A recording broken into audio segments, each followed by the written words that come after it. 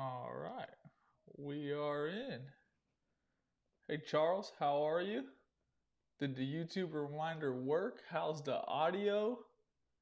If you have any audio issues, let me know. I'm gonna bring it up on my phone just so I can make sure it's working without any issues. Hey Charles, how are you? All right, looks like we have some people watching. If you guys are hearing me good, leave a comment. Let me know. I'm gonna turn the volume down on this. Working. All right. Thanks, Brian. Thanks, Charles. We got that good to go. Working. Thanks, Richard. All right. Looks like we have some people who are able to get in without any kind of issues. Um, we have had some internet issues the past 2 days. Mediacom is not really proven to be the most reliable source. However, it's the only option we have where we live. So I decided I would pre-record the product introduction and stuff, just so if there was any kind of issue with the audio or video, I'd be able to just post the YouTube video instantly and you guys would be able to see it. Now, we have tested the item, we have sent it out. You guys are going to like it. It's going to make your life easier. Obviously, my goal is to make things as simple as possible for myself, for you guys, for everybody else. And some things just get a little redundant, right? So, uh, after this short video that I pre recorded, I'll answer any kind of questions, go over more details, and go from there. But for now, we'll just play the pre recorded video. And here we go. All right, I'm Nick. Today we'll take a few minutes and we're going to show you our latest product. Now, if you already watched the live stream, this is going to show you all the same stuff, and this is going to go into probably a little more detailed without me answering any kind of questions. So, here you go. This new product, the floating propeller nut version 2 per se, because the goal is to always make things better and simplify the process. So there's no reason to have an extra step if you don't need it. Now, in the past, we made the floating wrench and we made the floating prop nuts, and they did wonderful. And we've sold tons and tons and tons of them.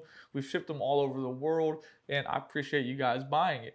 It was a great solution to a problem. It floated, easy to use, awesome. But if we can make it a simpler process, easier, one less step, who's going to say no, right? So, floating prop nut version 2. It's a giant wing nut. Still floats, goes on, has a surface area to hold the prop in place. You no longer need the washer. You no longer need the nylock nut. You just install this guy with one hand and you're good to go.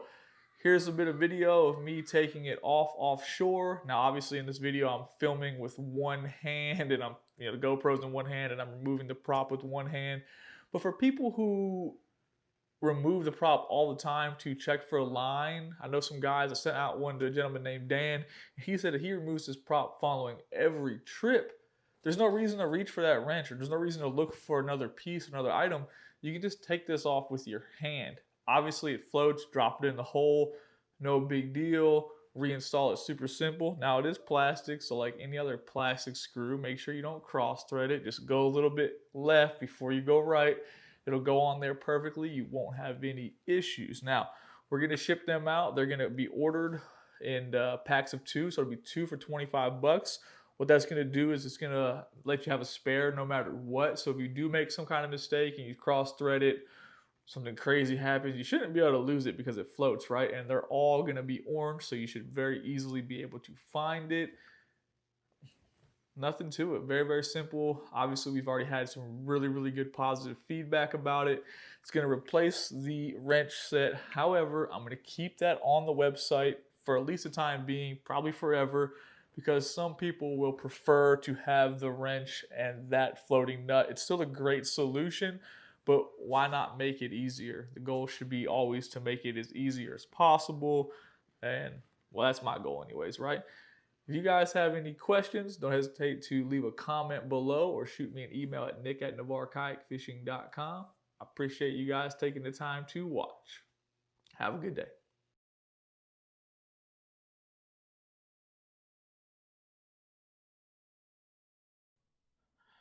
Now, obviously, we pre-recorded that video, so that video it's scheduled to pop up on YouTube, so people will be able to find it and rewatch it. But the goal was to have it set up so it was quick and easy because I was having some internet problems. Now, Robert, it does work with the autopilot and the MK. Obviously, we have two different versions. Only thing different about it is the hole in the middle, right? The threads are different. One's 5/16, and I can't even remember what the autopilot one is. What is the autopilot one? Either way, it's right because we already made the floating nut for the autopilot as well. So it's good to go. Super simple. You guys will be able to remove it with one hand or two hand or whatever. There's no need or worry to drop it. It'll be there and you are good to go. The wrench and the original floating nut did a fantastic job. However, it just you don't need that extra step. There's no reason to get into your dry hatch or your tackle box or wherever you keep your wrench. You can just take it off with your hand. Obviously, we've received some pretty good feedback about it already. They'll come in 2-packs like this, nothing to it. If you do still want the wrench and the floating nuts, the original version, we still have it. It'll still be there. It's still on the website. Some people will prefer this, but I'm telling you, after you use this guy, you're probably not going to see a reason to go back to this. Now, they're already on the website. The autopilot and the PDL versions are on the website, good to go. If you use the discount code LIVE, which should be right here at the bottom of the live stream, you guys will be able to get 10% off everything on the website. Then, the hats are back in stock, which I slacked on for a long time, and nothing to it. Super simple. You guys have any questions about it? Robert asked about the autopilot and the MK. No issues. Super simple. This surface area, the diameter here is 33 millimeters, which is the same as the floating nut that we made for the autopilot. So there's plenty of room and clearance to install this without any issues, which obviously I tested before I made the autopilot one, just so we wouldn't run into any issues with that. Very, very simple. You guys got any questions about it? Thanks, Kevin. The goal is just to make it simple. I have a few other things in work, but one thing at a time, right? And the goal was just if we can make the prop removal and installation as easy as possible. We already made it pretty easy, right? But if we can make it as easy as possible, we won't run into any issues in the future. It was nice using it offshore. No worries about dropping it. Just take it off there and good to go. Who's fishing this weekend? Today's Friday. You live on the Gulf Coast. Surf's pretty bad. Obviously, red snapper season is open. But tomorrow it should be 2.5 feet at 6 seconds, which is not tiny. It's doable, depending on what the wind does, but it is doable. Josh, you going fishing this weekend? Might be quite a bit of delay on the video stuff just because the internet has still been, it's not perfect. It's been pretty slow, so we had to put it on a little bit of latency and delay the broadcast a little bit so it should play for you guys without any issues. Where's everybody at? We got some guys in Dallas. Got some guys in Australia who said the video was good. Thanks, Jason. Yeah, we're good to go on that stuff.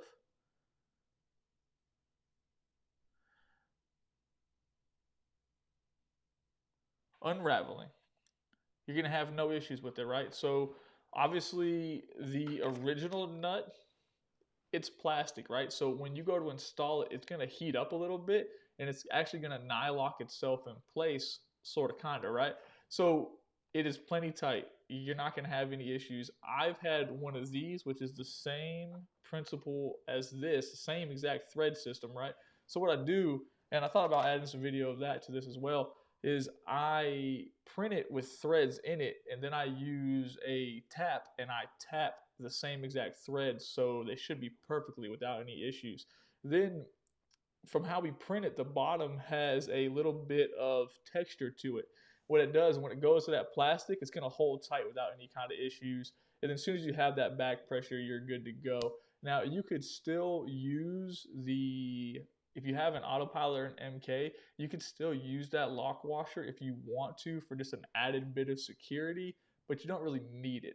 Especially on the PDL, it's not needed because you're not spinning fast enough. One of the things is you just aren't gonna spin. You're just not in the pedal system. You're not pedaling fast enough to ever cause a problem. Uh, when we first released the first floating nut, that was kind of my biggest issue. Is it gonna hold up? Is it gonna fail? And we haven't had any problems. Um, we sent out the floating nut for the autopilot to Casey and Casey Reed, so he's obviously on Old Town's fishing team. He put that floating nut through the test on the autopilot, and he hasn't had any problems at all. I just talked to him like 2 days ago about it. I'm sending him some of these as well so he can put those to further test. But no issues. Plastic's actually pretty amazing, and it's really, really strong, especially depending on how you print it. This material is a PETG material, so it's kind of similar to ABS, except for it is a little more flexible. What that means is ABS has tendencies to shatter into like a bunch of pieces, whereas this will bend just a little bit before it does anything. What do you use for the design software? Steve, I use Fusion 360. There's a bunch of different CAD programs. You already know that. I spent the winter with Fusion 360, and I've learned quite a few things, and I really enjoy it. SolidWorks, I know a guy named Aaron who loves to use SolidWorks, and dude's amazing with it. Uh, but for now, I'm going to stick with Fusion. Printer-wise, well, we use some Creality printers. One thing I've learned about 3D printing is it's not so much who makes the printer, it's how good you tune the printer. If you tune the printer correctly and understand the software that slices it, which is how you get your print design or your G code, once you understand how to do that, you can make some really, really strong parts. It doesn't just print them in the correct orientation. But we talked about that. We talked about that earlier today too. Thanks for watching, Peter. Appreciate it, buddy. Thanks for watching, Robert, Richard, Tennessee, Texas. Randy, we just made a new floating propeller nut, right? For floating propeller nut version 2, you no longer need the wrench. You can just use your fingers to take it off, remove the prop, reinstall it, and so on. Super simple. We do have a few other things in work, but got to test them out first, right? Obviously, we tested this, we knew it would work because we already put it through the ringer like this. Then it was more of a just test it out, make sure it was easy to tighten, make sure it was easy to remove. Um, and like always with any of this stuff, if anything does happen to it, everything that we make has a lifetime warranty, right? So if you guys have an issue or we see an area where it needs to be improved, the coolest thing about being able to 3D print it is we don't have, 10,000 of these sitting in a box that were injection molded. If I need to change the design tomorrow, well, I just change the design and then I reprint it to solve the problem. And that happens from time to time. One thing about this stuff is we will use it one way and then we'll ship it out to people all across the country or even the world. We ship a ton of stuff overseas and they have, they'll maybe do something a little bit different, right? Or maybe they installed it differently, or maybe their kayak was just a little bit different and we'll run into a few issues here and there. But it's cool. 3D printing is a pretty magical thing. Additive manufacturing has some pretty cool possibilities. Yeah, Richard, that's the whole thing. Easy access to the shear pin, right? No need to bend over for a wrench. You guys saw in the video, if you drop it, it's going to float without any kind of issues. And look, floating. Things that float in that pedal drive hole make a huge difference. Thanks, Nick. Appreciate you watching, buddy. And if you guys have any questions, you should ask the questions. We can stay on here as live as long as you guys want. We have the live streaming area set up now, and the goal was to get a solid live streaming set up, get everything worked out so there was quality audio, all that stuff. You guys hear the dog bark? The UPS man just rang the doorbell. The dog freaked out. But set everything up so we're good to go so we can live stream more often and start maybe a weekly live streaming thing where we obviously have a topic put up before And then you guys can see that reminder if that did work. It seemed like it worked pretty well. There's like 15 of you guys who were like in the room pretty quick. So if we get it to work every single time, we'll do the live streaming stuff and we'll have set topics. One thing I really want to talk about here in the future is the flounder regulations here locally, and probably do some stuff about kayak safety and stuff like that. But I need to get a schedule, get it all set up. So if you guys have any input on that stuff, or you would like to see a weekly live stream or a bi-weekly live stream, let me know. That's it.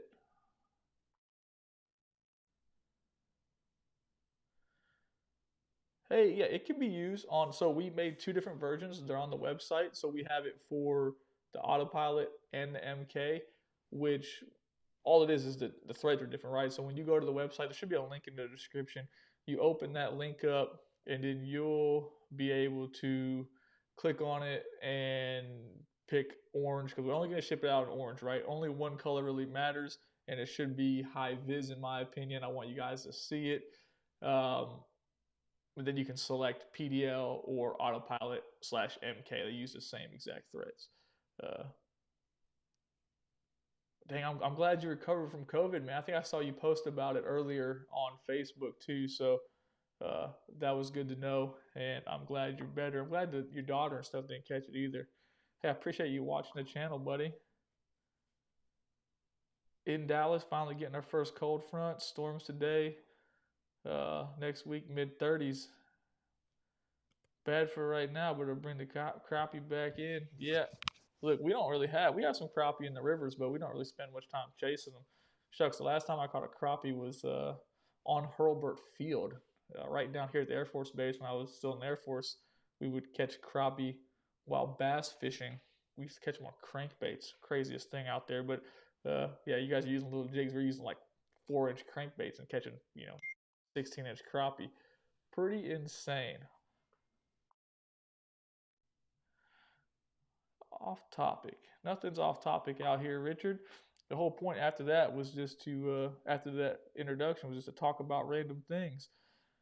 On your Amazon store, do you recommend any safety gear just in case I flip in the water in winter? Dry bag, survival gear to warm back up.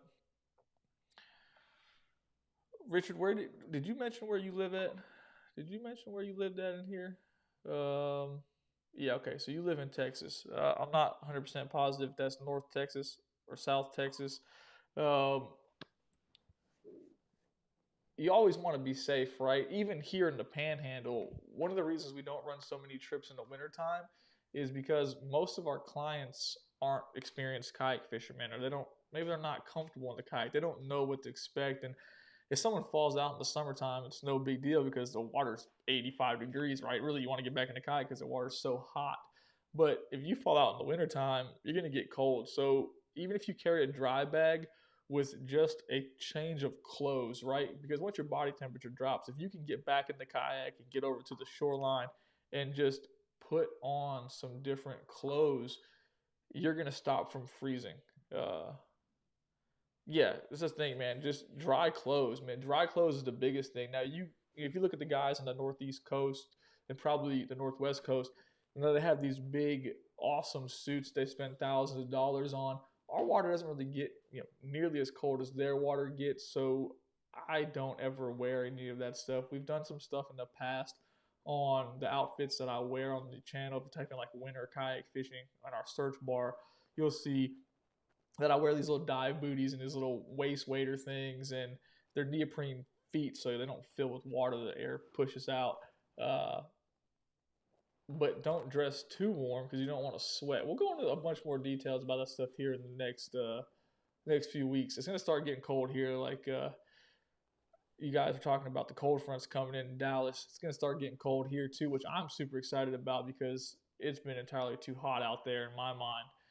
Um, love my top water 120. Will soon order products for mine and my brother's same yak. I appreciate it, David. If you have any questions, don't hesitate to give me a call or shoot me an email. Okay. Uh, I think the bi-weekly live streaming is probably a good idea. I'm glad we finally got it all set up. Charter season is going to slow down. We're looking at mid-October, late October right now. So the trips will slow down a bit, which is nice. Gives us a nice little break. The weather's been terrible too, so I kind of just been being a bum. I've just been being a bum and 3D printing things, right? And processing orders all day, every day, which is great. I thank you guys for ordering. Um, but I think we can start the bi-weekly stuff. I think that's probably going to be very easy to do. We just need to pick a day. Hey, no problem, Richard. Thanks for asking the question, buddy. Um, but then we'll go over topics like kayak safety, even like the wintertime fishing stuff, which is really subject and it's really opinionated to where you're fishing, right? One thing I'll tell you is I don't really wear anything under my little waders. I wear some like basketball shorts, uh, but you don't want to get too hot because if you start sweating, then you'll be cold. It's really weird dynamic, especially being in a kayak. You're working out kind of while you're doing whatever. Randy, the original setup will still be on the website. We put it into a combo pack where it comes with uh, 2 nuts and 1 wrench. Sorry, I was reading the comments and I got that distracted. So you'll still be able to get it. Very, very easy. Nothing to it. 24/7 Nick Cam confirmed. That would be really terrible. Live stream all day, every day. If you guys don't have any more questions, I'm going to get off here. I have some work to do tonight as normal, and then we'll get a schedule set out. If you guys have suggestions or topics for the live streaming subjects, just shoot me an email at nick@navarrekayakfishing.com. We'll get everything set up and ready to go. Thanks for watching, guys.